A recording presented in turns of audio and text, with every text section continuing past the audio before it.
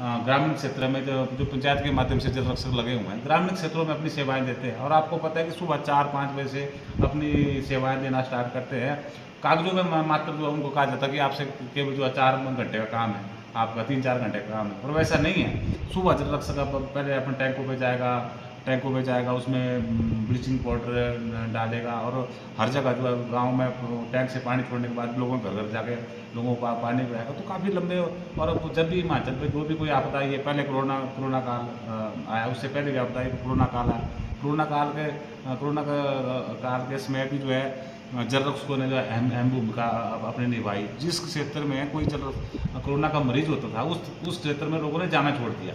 तो वहाँ सबसे पहले ऑर्डर जल रक्षक आते थे कि उनके घर में जाके पानी भरा के आओ। तो नेचुरली जो है मतलब वो हमारे जल रक्षक 3-4 जल रक्षक जो है हमारे जो है कोरोना की वजह से जो शहीद हो गए। उसके बाद भी हिमाचल पे आपदा आई। अब पीछे जैसे आपने देखा होगा कि अत्यधिक बारिश होने के कारण जो है मैक्सिमम जो है हिमाचल प्रदेश में मैक्सिमम लाइनें टूट गई थी। तो सब जल रक्षकों ने जो दिन रात एक करके रात को आपने देखा होगा मीडिया के माध्यम से, आपने देखा रात को 11-12 बजे तक जो है पाइप लाइनों को वेल्डिंग करके चालू करवाया। उसके बावजूद भी जल रक्षकों की जो महत्वपूर्ण मांगे हैं वो पूरी ना होना बहुत ही दुर्भाग्यपूर्ण बात है। सरकार को इस पर गंभीर तरह से फैसला लेना चाहिए। जल रक्षकों की जो है 2-3 मांगे प्रमुख है। पहला, जो जल रक्षक जो है 12 वर्ष का कार्यकाल पूर्ण कर चुके हैं, उन्हें तुरंत जो है रेगुलर किया जाए। और जल रक्षक का कॉन्ट्रैक्ट का आने का टाइम पीरियड 12 साल का बहुत ज़्यादा होता है, बहुत ज़्यादा, मतलब तो एक बनवासी हो गया।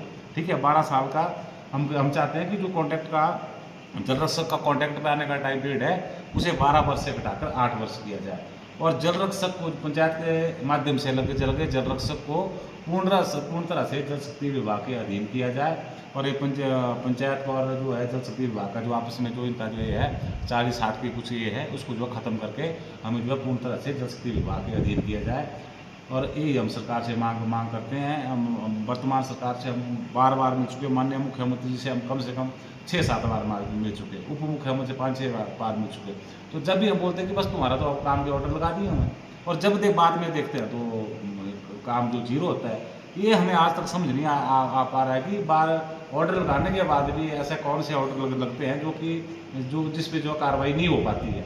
इस करके हम जो हिमाचल संपूर्ण जल रक्षक जो जितने भी जल रक्षक हैं इस लिस्ट में परेशान है। और जो है कई तो इतने परेशान है कि हमें लगातार बोल रहे हैं कि आप जो है आंदोलन की हड़ताल की परमिशन लो, हम टूल डाउन करना चाहते हैं। फिर हमने बोला कि जब हम माननीय मुख्यमंत्री से अभी मिले तो हम चाहते हैं चलो 5-10 दिन रुक लेते हैं। 5-10 दिन करते महीना 2-2 महीने हो जाते हैं। इस टाइम जो हिमाचल का जो जल रक्षक है बहुत ही दुखी है, और बहुत ही ज़्यादा मतलब जो है इस टाइम अपने आप को ठगा सा महसूस कर रहा है। हम सरकार से तुरंत मांग करते हैं कि जो जल रक्षक 12 वर्ष का कार्यकाल पूर्ण कर चुके हैं, उन्हें तुरंत जो है कॉन्टैक्ट भी लिया जाए। और अगर ऐसा नहीं होता है तो उसकी जो है हिमाचल के जल रक्षक जो आंदोलन कर आप जाने के लिए तैयार है, जिसकी जिम्मेदारी खुद हिमाचल सरकार होगी। स्पष्ट तौर पे कहा था कि हम जो है जितने भी आपके 12 वर्ष का काल पूर्ण कर चुके हैं, उन्हें हम जो है जल्द ही रेगुलर करने जा रहे हैं। और जल्द ही मतलब उनको 15-20 दिन में वो रेगुलर हो जाएंगे।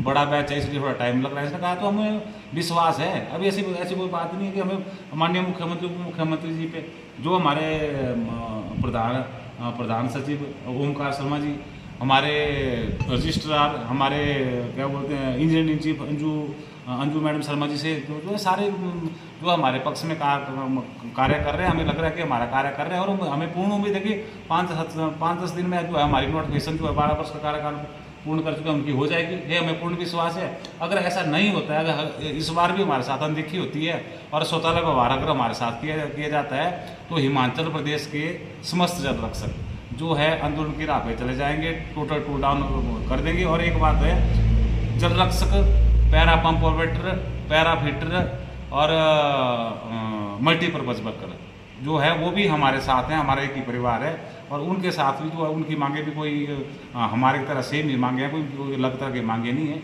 बाकी अगर वो नहीं होगा तो जब टूल डाउन होगी तो सारे जितने भी है एक ही परिवार है पूरा इकट्ठा हिमाचल में टूल डाउन करेगा।